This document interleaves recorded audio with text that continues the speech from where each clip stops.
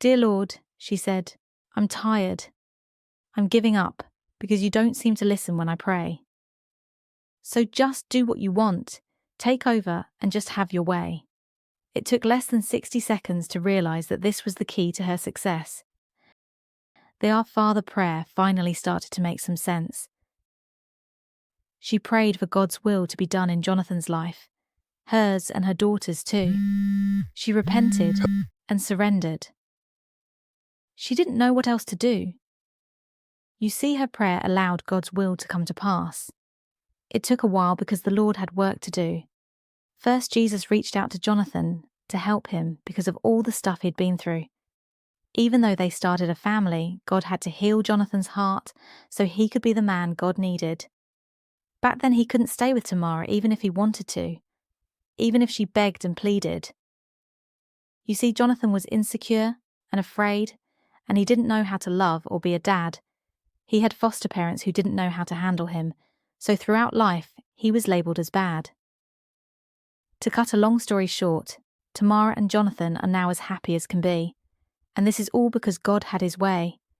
They are now the Davis family. You see, it wasn't a loud, painful child support war, and it wasn't punching or fighting, or slamming doors. It wasn't a loud, argumentative fight every time they'd meet, and it definitely wasn't dirty looks from across the street. They didn't try to get their points across by pinning one another down to the floor. It was her prayer that opened the door.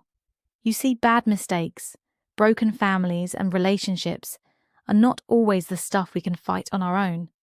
We can talk to all of the psychologists, we have money to pay for, we can speak for hours to our best friends on the phone. We can argue back and forth, day and night. We can scream and shout until we both lose the fight. We can try and make people change with our own strength and might.